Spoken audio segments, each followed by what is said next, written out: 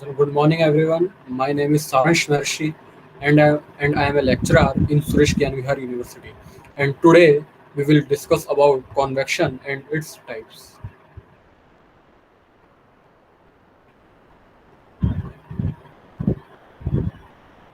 The subject name is heat and mass transfer. Topic convection and its types. Faculty name is Saransh Maharshi as a lecturer in Suresh Gyan Vihar University. Uh, here I am talking about course objectives of convection. Second is course outcome. The third is definitions.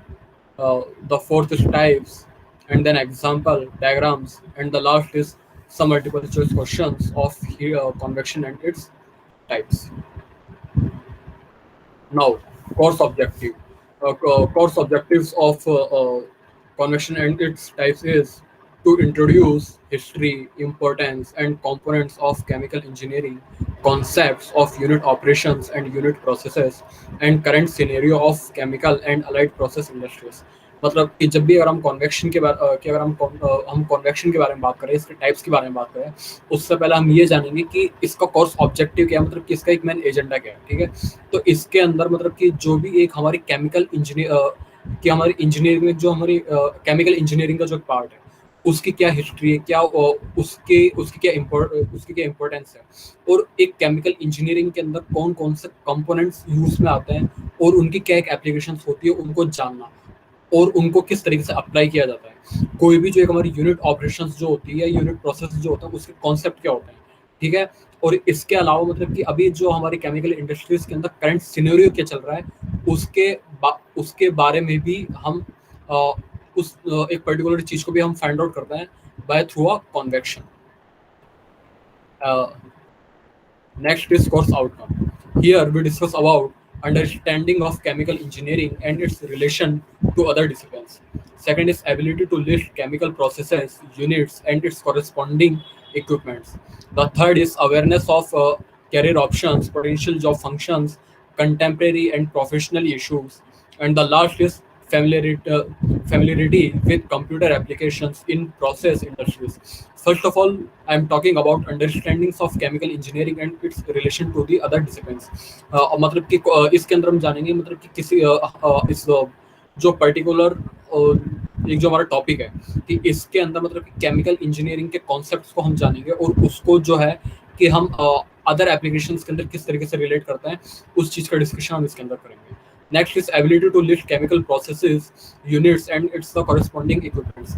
मतलब कि जो भी एक हमारे इसके अंदर वो जो केमिकल प्रोसेस है, जो केमिकल रिएक्शंस है, या जो यूनिट्स या विच टाइप्स ऑफ यूनिट्स जो आप यूजफुल होगी, उसकी क्या एबिलिटी होगी, क्या एक उसकी दक्षता होगी, उसके बारे में हम यहाँ पर जानेंगे।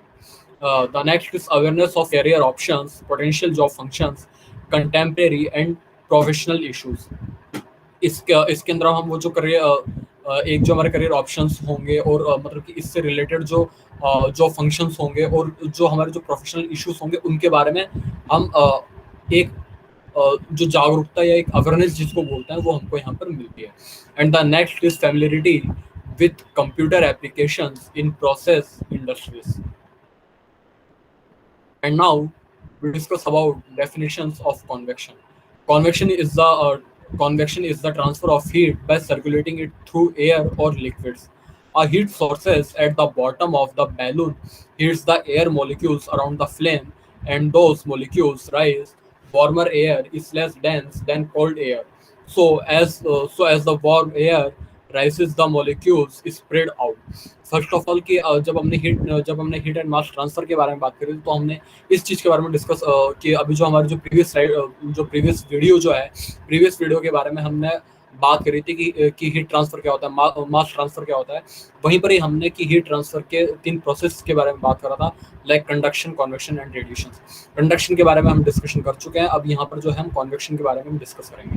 कंडक्शन के बारे में हमने ये डिस्कशन किया था, मतलब कि कोई भी मतलब कि किसी भी एक सब्सटेंस की जो 3 फॉर्म्स हमारी जो होती है, like solid phase, liquid phase and gases face. ठीक है, कि उसके अंदर मतलब कि हमने बात करी थी कि कोई भी जो सब्सटेंस है, उसके एक पॉइंट पे अगर हम हीट देते हैं, तो वो हीट जो है उसके अनदर पॉइंट पर हमारी ट्रांसफर हो जाती है। लाइक अगर मैं बात करूँ कि ये कोई भी मेरा सब्सटेंस है, अगर जब हीट देता हूँ तो वो मेरी जो लास्ट पॉइंट तक वो हीट मेरी ट्रांसफर हो जाएगी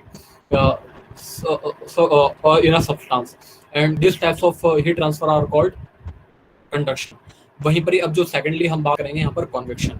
अब कंडक्शन के बारे में हमने एक बात और करी थी कि कोई अगर हमसे पूछे कि कंडक्शन जो है कि जो टाइप्स ऑफ हीट ट्रांसफर के अंदर जाओ कंडक्शन के बारे में बात करते हो तो वो आपकी कौन से फेज के अंदर अप्लाइड होती है, तो उसके अंदर हमने बात करी थी कि वो हमारे सॉलिड फेज के अंदर अप्लाइड होती है, not liquid and gases. But जब अगर हम यहाँ पर कॉन्वेक्शन के बारे में बात करेंगे तो कॉन्वेक्शन हमारी लिक्विड और गैसेस फॉर्म के लिए होती है, ये हमारी सॉलिड फॉर्म के लिए नहीं होती। ठीक है, तो यहाँ पर मतलब कि मतलब कि कॉन्वेक्शन इज तो यहाँ पर हमारा जो लिखा हुआ है कि convection is the transfer of heat by circulating it through air और liquids like as a fluid and like as a water. मतलब कि अगर अपन बात करें मतलब कि कोई भी एक हमारी वो हीट, वो ताप, वो तपन जो किसी भी एयर या लिक्विड के थ्रू सर्कुलेट होती है और वो सर्कुलेट होके मतलब कि जो एक फॉर्म से दूसरे फॉर्म के अंदर जो हमारी जो कन्वर्ट होती है, एक फॉर्म से दूसरे फॉर्म के अंदर कन्वर्ट ना होके एक रीजन से दूसरे रीजन में जो हीट जो हमारी ट्रांसफर होती है, and this types of heat transfer are called convection. अगर अपन बात करें कि एक पॉट हम कंसिडर करते हैं जिसके अंदर जो है हमारा पानी भरा हुआ है, और जैसे ही हम उसको हीट देंगे तो वो हीट जो है उस उस फ्लूइड तक एंटर करेगा और उस पानी को गर्म कर देगा। वो पानी जो है वो पानी हमारा वार्म हो जाएगा, मीन्स कि वो जो हमारा पानी जो हमारा वार्म हुआ है, लाइक मैं बात करूँ कि उसका जो पहले का जो टेम्परेचर था अगर मैं उसको 30 डिग्री सेंटीग्रेड कंसिडर करूँ तो एक समय बाद में जब मैं उसको हीट दे रहा हूँ तो वो मेरा 30 डिग्री सेंटीग्रेड सब 130 डिग्री सेंटीग्रेड पहुंच चुका है। मीन्स कि ये जो हीट का ट्रांसफर हुआ है बाय थ्रू एयर और liquid, these types of heat transfer are called convection. A heat source at the bottom of the a heat source that bottom of the balloon heats the air molecules around the flame, and those molecules rises. Warmer air is less dense than cold air, so as the warm air rises the molecules spread out. कि जैसे ही मतलब कि हमने कि अभी जो हम बात कर रहे थे कि एक पॉट के अंदर हमने पानी लिया और उसको जब हम गर्म करेंगे तो उस पानी के मॉलिक्यूल्स जो होता है वो उनके अंदर रैंडमली मूवमेंट स्टार्ट हो जाता है, और जैसे रैंडमली मूवमेंट उसका हमारे अंदर जब उस वाटर का जब स्टार्ट होगा तो नीचे के मॉलिक्यूल्स हमारे ऊपर आ जाएंगे और ऊपर के मॉलिक्यूल्स हमारे नीचे चले जाएंगे। And now types of convection. Here uh, here we discuss about two types of convection, like natural convection and forced convection. Natural convection. Natural convection is a type of flow of a motion of a liquid such as the water or a gas such as an air in which the fluid motion is not generated by any external sources like pump, fan, suction device, etc. but by some parts of the fluid being heavier than other parts. The driving force for natural convection is a gravity. Natural convection के बारे में जब हम बात करें तो natural convection एक हमारा वो टाइप्स ऑफ फ्लो है कि जिसके अंदर मतलब कि कोई भी वाटर या गैस जो होता है या जिसके अंदर हम एयर को भी कंसीडर कर सकते हैं, उसके अंदर मतलब किसी भी फ्लूइड का मोशन करवाने के लिए हमें किसी एक्सटर्नल सोर्स की रिक्वायरमेंट नहीं पड़ती। लाइक अगर मैं बात करूँ अभी जैसे कि मैंने थोड़ी देर पहले बात करी थी कि एक जो पॉट के अंदर जो है कि अगर मुझे एक पॉट के अंदर जो मेरा वाटर है उस वाटर का अगर मुझे हीट एंड मास, वो जो वाटर जो है वो मेरा एज अ लिक्विड है, ठीक है, और उसका जब अगर मुझे क्या बोलते हैं, और उसका जब मुझे हीट ट्रांसफर करवाना है तो उसका हीट ट्रांसफर करवाने के लिए मुझे किसी भी एक्सटर्नल सोर्स की जरूरत नहीं पड़ेगी कि लाइक मुझे किसी पंप की जरूरत पड़ रही है, किसी सक्शन डिवाइस की जरूरत पड़ रही है या किसी फैन की जरूरत पड़ रही है। वो उसके अंदर जो भी हीट ट्रांसफर जो होगा या उसके अंदर जो भी कॉन्वेक्शन होगा वो हमारा नेचुरली होगा। उसके लिए हमें किसी हैवियर या फिर किसी अदर पार्ट्स की रिक्वायरमेंट नहीं है। Then the driving force for natural convection is gravity, और मतलब कि जो भी उसके ऊपर एक फोर्स लगेगा वो एक ग्रेविटी फोर्स लगेगा। एंड दिस डायग्राम, यहाँ पर अपन बात करते हैं कि एक हमारा एक हॉट ऑब्जेक्ट है और उस हॉट ऑब्जेक्ट को जो है कि जब हम मतलब ये एक हमारा ऑब्जेक्ट है, हमने इसको हीट दी और हीट देने के बाद में ये जो कूल एयर जो थी वो हमारी वार्म एयर के अंदर कन्वर्ट हो जाएगी। Example of natural convection, like boiling water. The heat passes from the burner into the pot, heating the water at the bottom. Then, this is hot water rises and cooler water moves down to replace it, causing a circular motion, steaming cup of hot tea.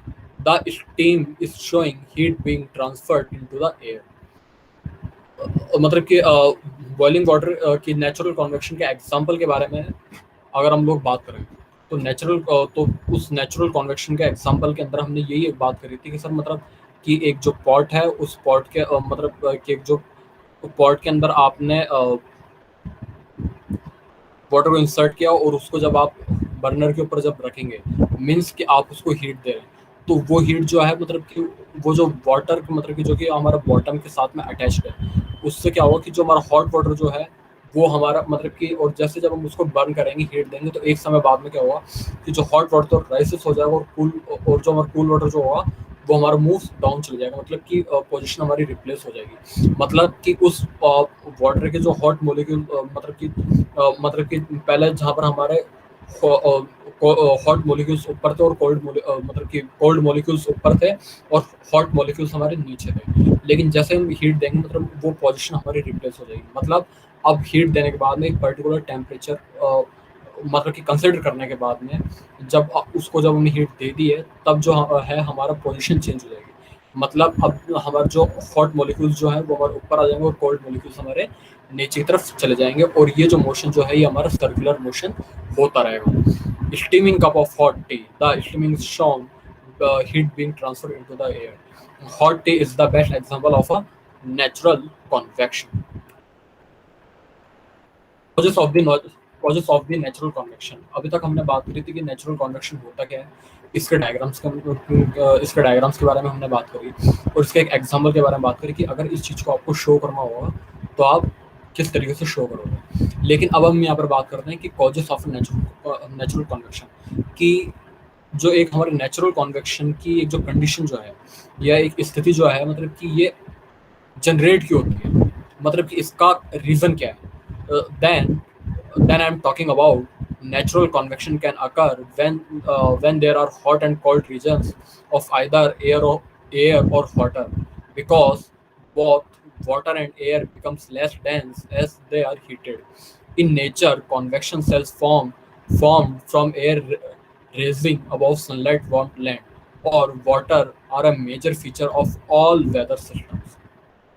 मतलब कि जिस natural convection के बारे में अगर अपन बात करें तो इसके अंदर मतलब कि एयर मतलब नेचुरल कन्वेक्शन के बारे में डिस्कस करने से पहले हमने बात करा था कि हमने ये चीज़ बोली थी कि इसके अंदर हम लिक्विड और गैसेस फॉर्म को कंसिडर करेंगे। Liquid like as a fluid, like as a water, और gas like as a air.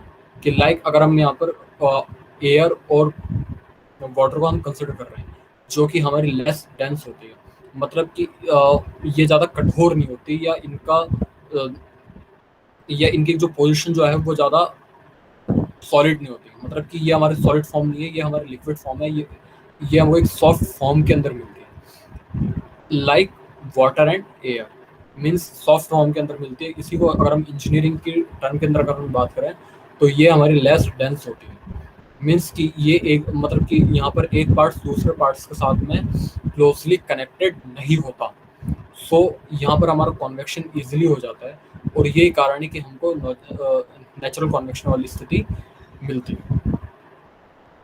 Like यहाँ पर हम जो सनलाइट के थ्रू एक वो जो सनलाइट के थ्रू एक वार्म जो मिलती है जिसको हम सूरज की रोशनी बोलते हैं, उसके थ्रू भी वो जो वार्म हमको जो मिलती है, एक हीट जो मिलती है, उसको भी उस हीट को भी हम नेचुरल कन्वेक्शन की फॉर्म के अंदर कंसिडर कर सकते हैं।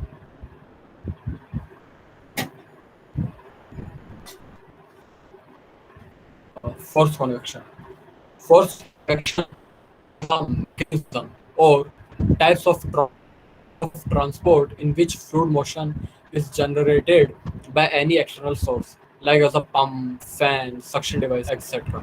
Alongside natural convection, thermal radiations and thermal conduction. It is one of the method of heat transfer and allows significant amount of heat energy to be transported very efficiently. Natural convection के बारे में हमने बात करते हैं कि natural convection के अंदर कि मतलब कि वो जो नेचुरल कॉन्वेक्शन के अंदर फ्लूइड का मोशन करवाने के लिए या उसको हीट प्रोवाइड करवाने के लिए हमें किसी भी एक्सटर्नल सोर्स की रिक्वायरमेंट नहीं है। लेकिन वहीं पर ही जब अगर हम फोर्स कॉन्वेक्शन के बारे में बात करेंगे तो फोर्स कॉन्वेक्शन के अंदर जो है हमको एक्सटर्नल सोर्स की रिक्वायरमेंट होती है, like pump, fan, suction device etcetera.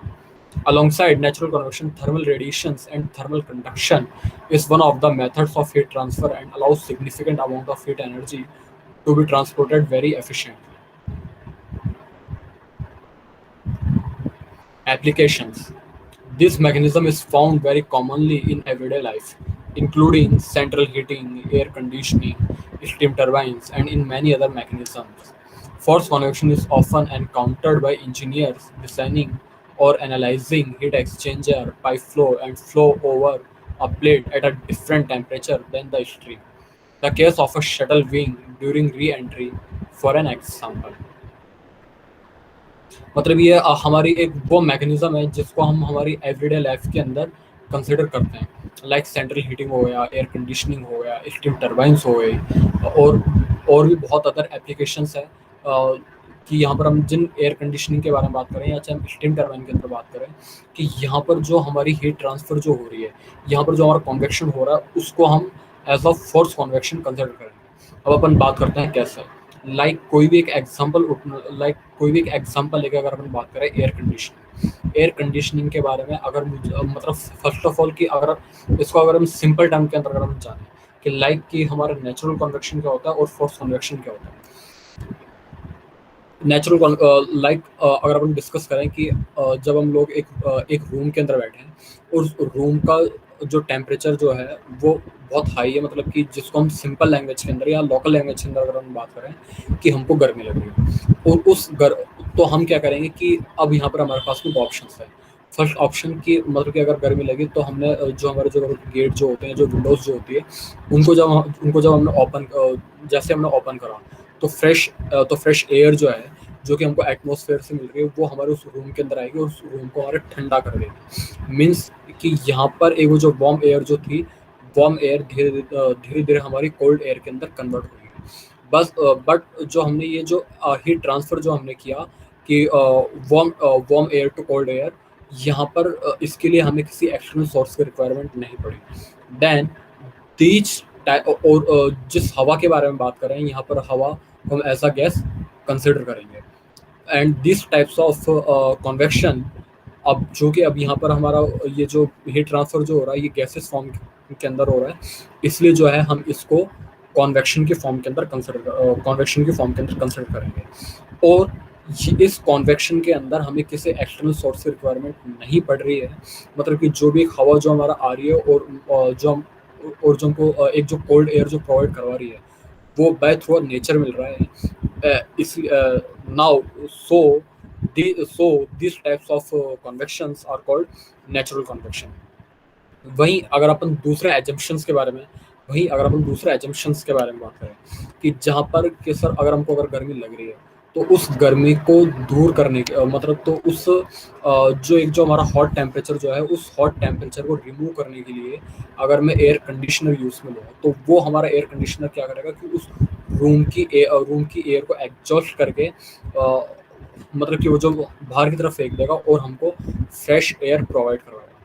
और जहाँ पर और उसकी वजह से उस सिस्टम के अंदर उस रूम को अगर मैं ऐसा सिस्टम कंसिडर करूँ, देन क्या होगा कि वो जो हमारी हॉट एयर जो है वो भी कोल्ड एयर के अंदर कन्वर्ट होगी। अब ये काम हमारा नेचुरल कन्वेक्शन के अंदर भी हो रहा था, लेकिन अब हमने क्या करा कि सर अब हम जो है कि उस हॉट एयर को कोल्ड एयर के अंदर कन्वर्ट करने के लिए किसी भी एक सिस्टम के अंदर उसको कन्वर्ट करने के लिए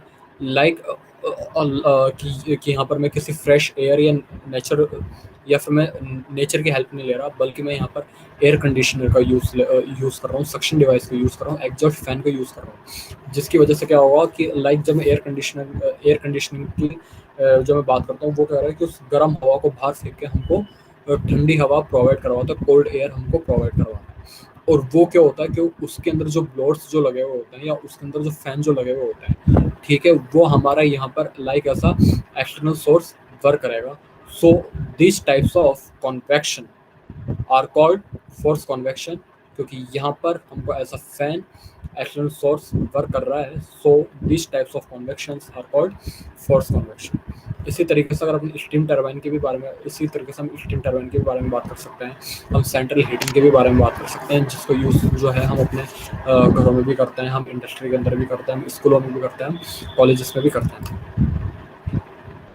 आगे है force convection is often encountered by engineers designing और analysing heat exchanger pipe flow and flow over a plate at a different temperature than the stream. Examples: using a fan or a hot summer day. Explanation: the sweat the outer body produces is for effective heat transfer. So, when the fan is off, the air around us absorbs the water vapor until it's saturated. After that, it stops and we start feeling more hot. So, when we switch on the fan, the air around us starts moving, so the air never gets saturated completely, and hence the sweat keeps evaporating by as absorbing the body heat, and we feel cooler.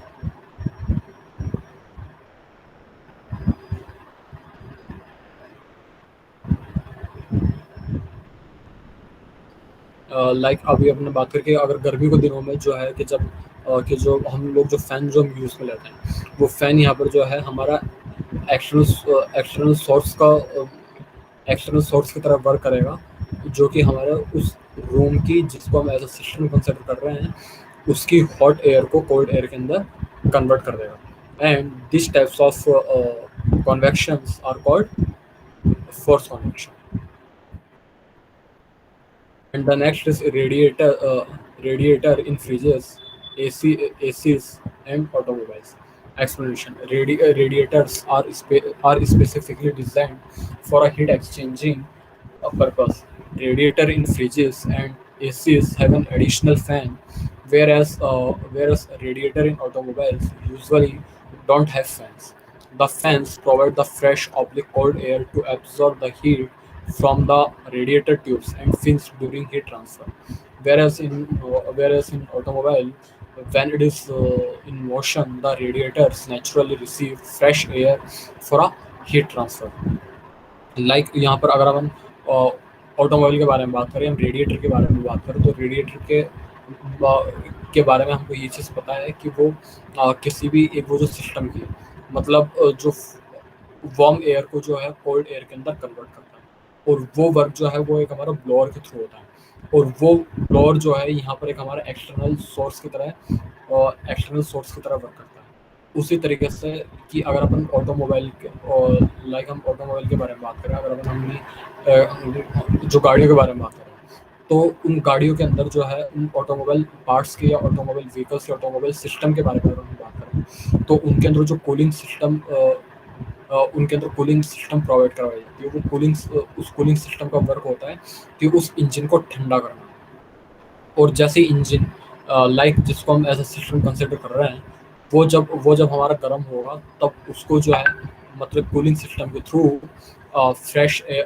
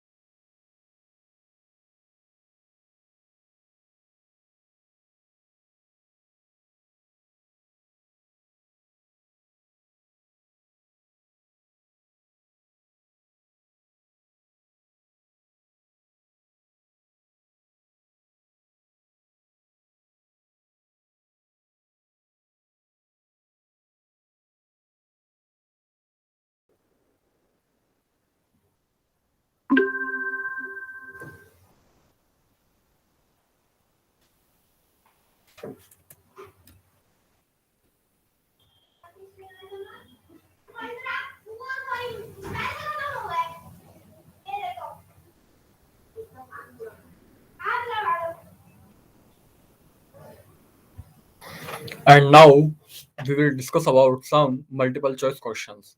Then the first question is, a spring is defined as an dash machine element. Option A, plastic. Option B, elastic. Option C, special purpose. या option D, none of the above. So the correct answer is option B, elastic. जब machine के बारे में जब discussion किया था, तो उसके डेफिनेशन के अंदर हमने एक पर्टिकुलर टर्म के बारे में बात करते कि अ machine is the elastic element. और वो इलास्टिक एलिमेंट उसको क्यों कहा गया था, क्योंकि सर वो हमारी इलास्टिक की प्रॉपर्टी जो होती है, उस इलास्टिक प्रॉपर्टी लाइक उस इलास्टिक की प्रॉपर्टी कैरी करती है। मीन्स कि अब जब भी कोई एक हमारी स्प्रिंग होगी, तो जब उस स्प्रिंग के ऊपर जब भी एक्शन फोर्स लगाया जाता है, देन वो अपनी शेप साइज से कुछ उसके ऊपर एक्सटर्नल फोर्स को रिमूव किया जाता है, वो अपनी ओरिजिनल शेप एंड साइज के अंदर वापस आ जाती है। और ये प्रॉपर्टी जो है हमारी इलास्टिक प्रॉपर्टी होती है। So we called we also called कि spring is the machining spring is the elastic machining element which is uh, which is written in original shape and size when the remove action. So are machine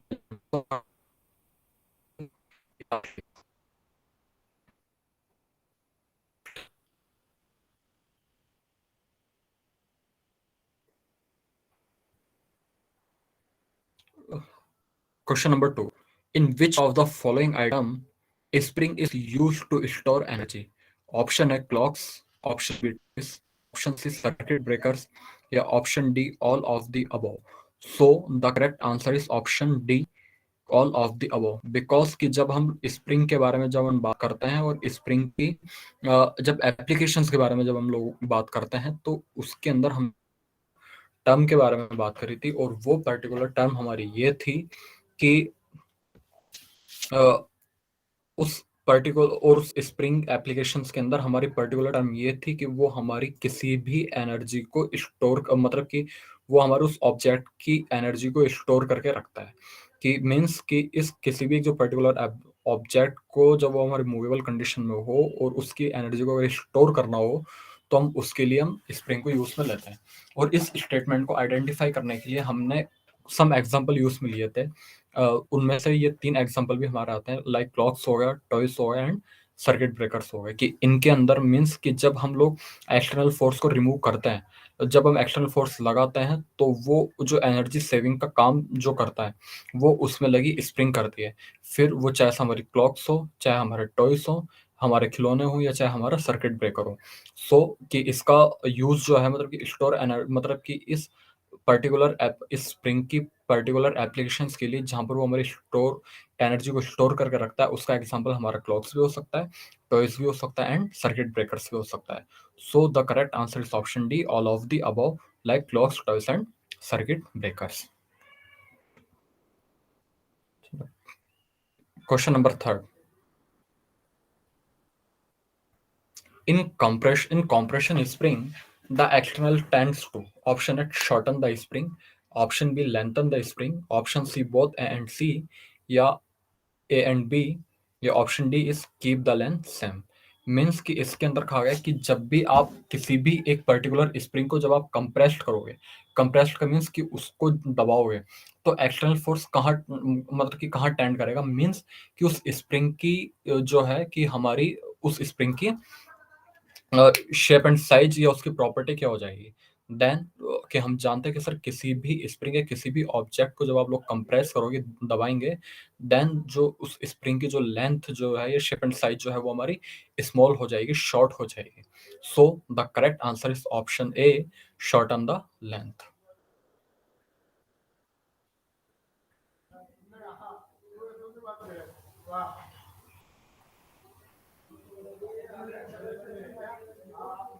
question number fourth. Torsional shear stress are induced in the spring wire when option A spring is under compression, option B spring the under tension, option C both A and B या option D none of the above।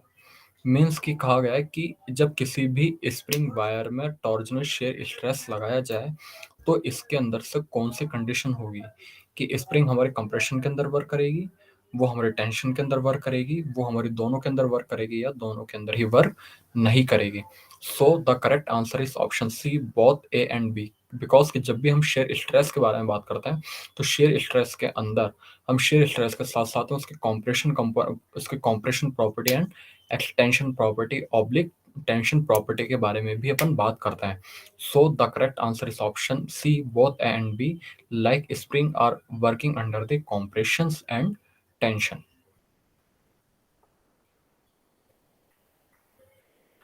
Question number fifth.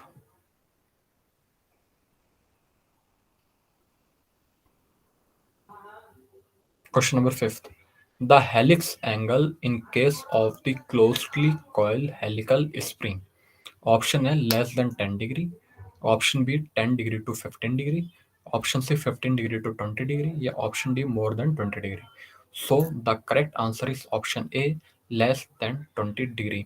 Means कोई भी spring जो कि हमारी closely coil helical spring होगी तब उसके अंदर जो हेलिक्स एंगल होगा उस वो कितने डिग्री पर मूव करेगा या कितने डिग्री पर वो एक्सटेंड करेगा, कितनी डिग्री पर स्टैंड करेगा। सो the correct answer is option A less than 10 degree. Means कि उसका जो एक जो एंगल जो होगा वो हमारे 10 डिग्री से भी कम होगा when the spring are working as a closely coil helical spring.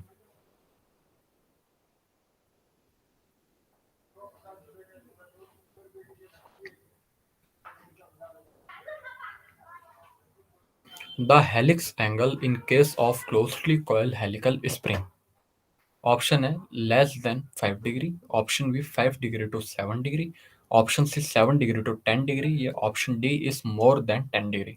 So the correct answer is option C more than 10 degree. Means कोई भी जो एक हमारी क्लोजली कॉइल हेलिकल स्प्रिंग जो हमारी होगी वो उसका मतलब कि उस हेलिकल स्प्रिंग हमारी क्लोजली कॉइल्ड हेलिकल के अंदर उसका जो एंगल जो होगा वो हमारे 10 डिग्री से ज़्यादा होगा।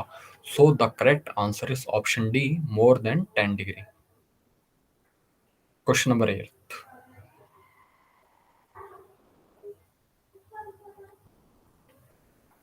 The longest leaf in semi-elliptical leaf spring is known as option A chief leaf, option B master leaf, option A chief leaf, option B master leaf, option C major leaf या option D higher leaf। So the correct answer is option B master leaf because it is the semi-elliptical leaf in the case of the longest leaf।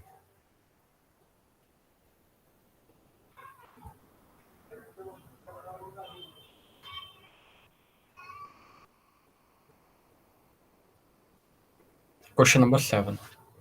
Helical torsion spring is used in option A door hinges, option B door closures, option B automobile starters या option D all of the above। So the correct answer is option D all of the above because कि helical torsion spring का use जो है हम लोग torsion spring door हिंग्स में भी कर सकते हैं, डोर क्लोजर्स में भी इसका यूज किया जाता है और ऑटोमोबाइल स्टार्टर्स के अंदर भी हेलिकल टॉर्जन स्प्रिंग का यूज किया जाता है।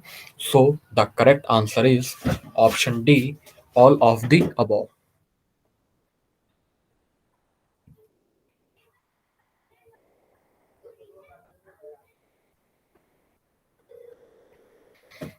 Question number 9. The leaf of multi-leaf spring are subjected to option A bending stress, option B shear stress, option C axial stress या option D is all of the above।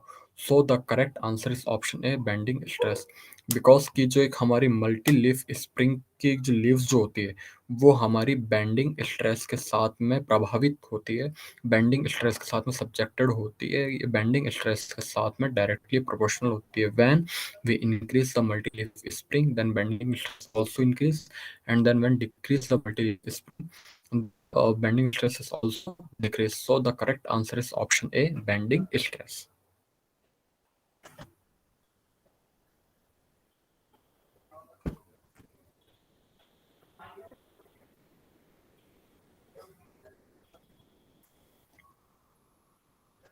Question number 10.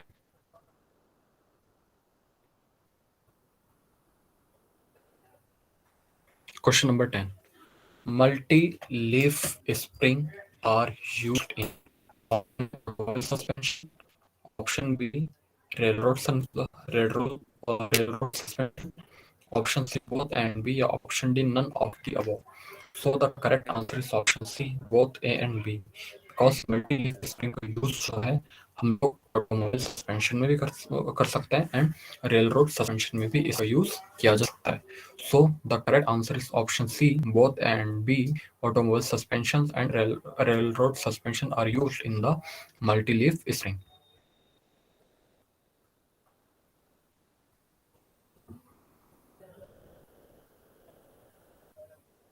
Question number 11.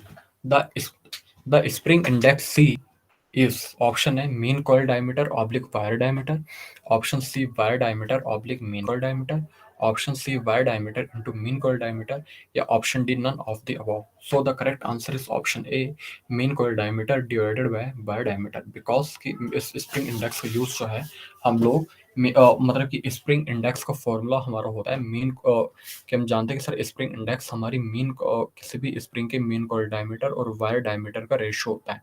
Then the spring index which is denoted by C, the formula is mean coil diameter capital D upon wire diameter small D. So the correct answer is option A, mean coil diameter divided by wire diameter.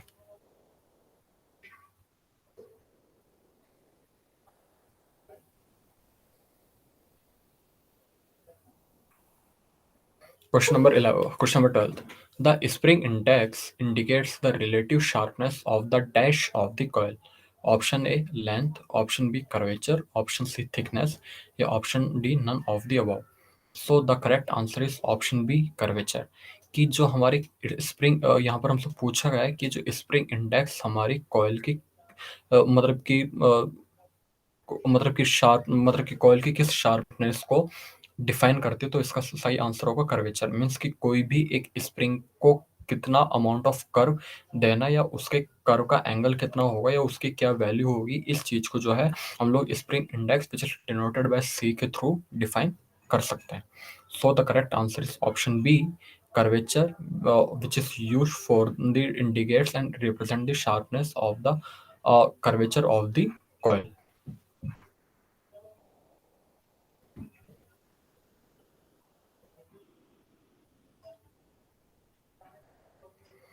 Question number 13. A spring index from is considered as best for the manufacturer considerations. Option A, 4 to 12. Option B, 12 to 20. Option C, 20 to 28. Yeah, option D is 28 to 36. So the correct answer is option A, 4 to 12.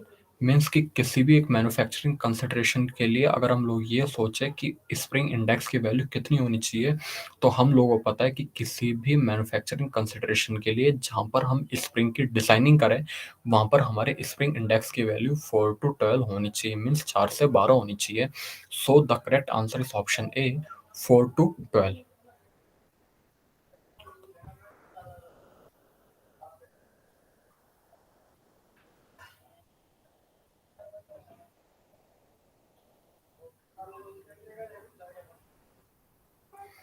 Question number 14.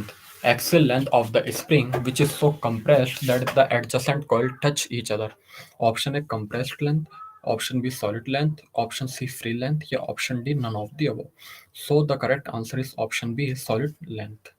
कि axial length of the मतलब कि किसी भी एक spring जो उसको compress करती है जहाँ और वहां पर जो हमारी जो एडजस्टेंट कॉइल जो होती है जो कि मतलब कि एक कॉइल दूसरे को दूसरे coil के साथ टच होती है, मीन्स कि इस की कॉइल 1 कॉइल 2 के साथ टच होगी, कॉइल 3 के साथ में टच होगी और कॉइल 3 4 के साथ में टच. तो ये जो एक दूसरे के साथ में जो जो होते हैं कनेक्ट होते हैं, तो ये कौन सी को कंसिडर कर यहाँ पर हम बताएंगे कि ये हमारे कि which types of length are in this treatment. Then correct answer is option B.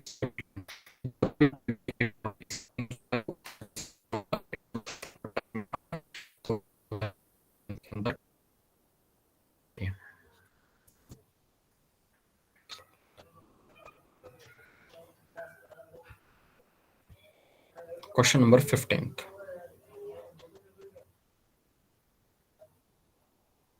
Axial length of an unloaded helical compression spring is called option A compressed length, option B solid length, option C free length या option D none of the above. So the correct answer is option C free length.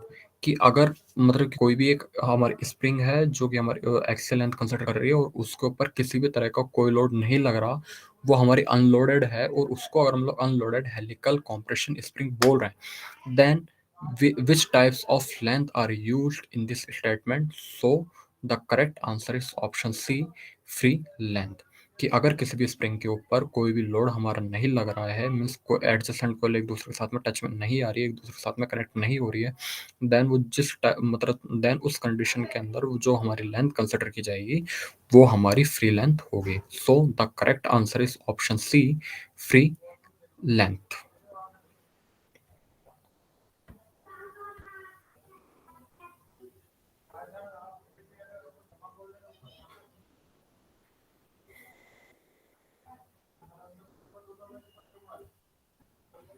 The force question The force required to produce unit deflection is known as the option A gradient of spring, option B stiffness of spring, option C spring constant या option D all of the above. So the correct answer is option D all of the above. कि means कि जो एक हमारी किसी भी spring के अंदर जो एक फोर्स रिक्वायर्ड है डिफ्लेक्शन को प्रोड्यूस करने के लिए उसको हम क्या बोलेंगे सर? उसको हम ग्रेडियंट ऑफ स्प्रिंग भी बोल सकते हैं, स्टिफनेस ऑफ स्प्रिंग भी बोल सकते हैं एंड स्प्रिंग कांस्टेंट भी बोल सकते हैं. So the correct answer is option D all of the above because in this statement which also known as gradient of spring, stiffness of the spring and spring constant. Next. The coils of the spring which are in contact with the seat and do not contribute to spring action are called option A resting coils, option B static coils, option C inactive coils, या option D ideal coils. So the correct answer is option C inactive coils. Means कि जो एक हमारे coils of the spring जो होगी जब वो हमारी सीट के साथ में कनेक्ट को कंट्रीब्यूट नहीं कर रही है, types of coils are used in the question.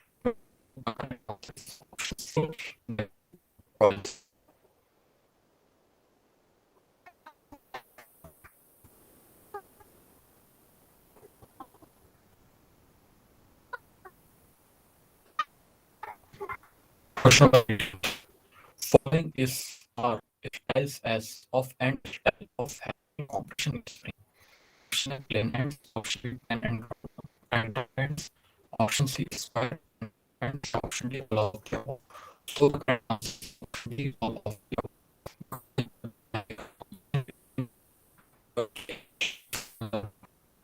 तो हम लोग उसके अंदर प्लेन एंड का जो एंड का जो कॉन्सेप्ट है एंड ऑप्शन जो हम इसका जो कॉन्सेप्ट है उसको भी यूज में किया जाए. So the correct answer is option D, all of the above means plain and ground ends, which are used in the form of the helical compression spring for a end style end.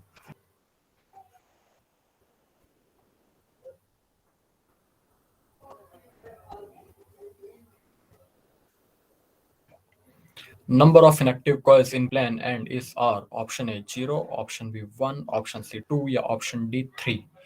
कि मतलब किसी भी plane and के अंदर inactive मतलब कितने number of inactive coils होंगे तो वो हमारे जीरो होंगे. मीन्स कि जब भी हम प्लेन एंड के बारे में बात करते हैं तो उसके अंदर हमारी जितनी कॉइल्स होती है वो सारी एक्टिव होती है. मीन्स उसके ऊपर एक्सटर्नल फोर्स को कंसिडर किया जाता है, उसकी शेप एंड साइज इस तरीके की होती है. सो वहां पर इनएक्टिव कॉइल्स हमारी नेग्लिजिबल हो जाती है. So the correct answer is zero for the use of the inactive number of inactive coils in the plane and.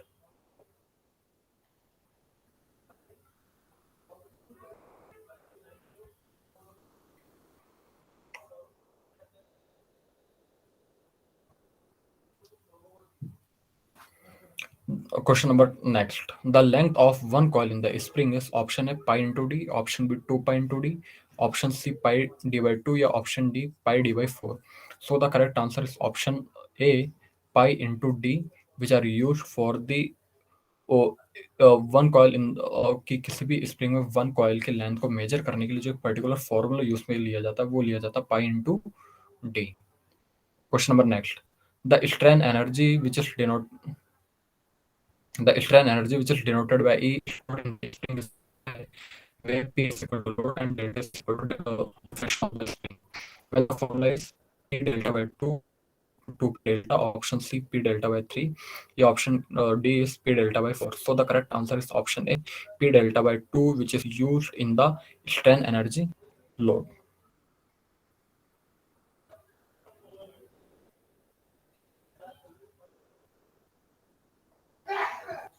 For two spring in series, effective spring K is where K1 and K2 are stiffness of the spring 1 and 2 respectively. Option A K1 K2 by K1 K2 divided by K1 plus K2. Option B K1 plus K2. Option C K1 K2. या option D is K1 plus K2 divided by K1 K2. So the correct answer is option A K1 K2 divided by K1 plus K2.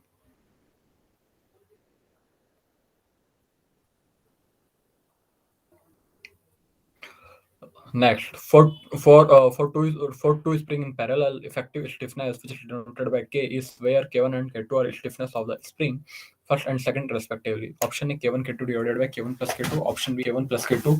Option C K1 K2. या option D is K1 plus K2 divided by K1 K2. So the correct answer is option B K1 plus K2.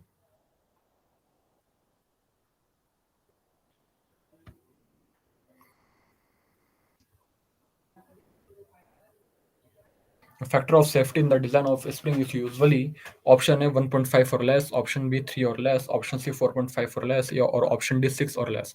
So the correct answer is option A 1.5 or less. A concentric spring consists of two helical compression spring is option A. Both spring always have right hand helix. Option B. Both spring always have left hand helix. Option C. Both spring always have opposite end of helix. Yeah, option D is any of the above. So the correct answer is option C. Both spring always have opposite hand of the helix.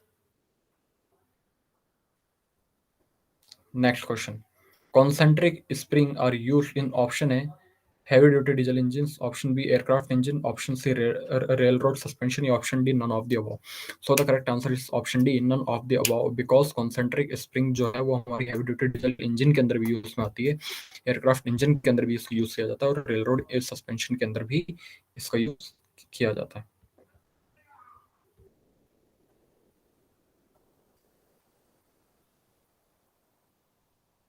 The initial gap between the extra full length leaf and the graduated length leaf before the assembly is called option A clearance, option B nip, option C gap, or option D I. So the correct answer is option B nip.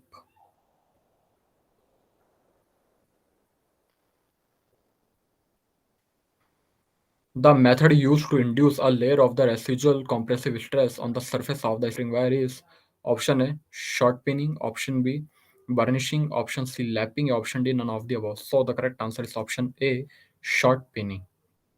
Thank you.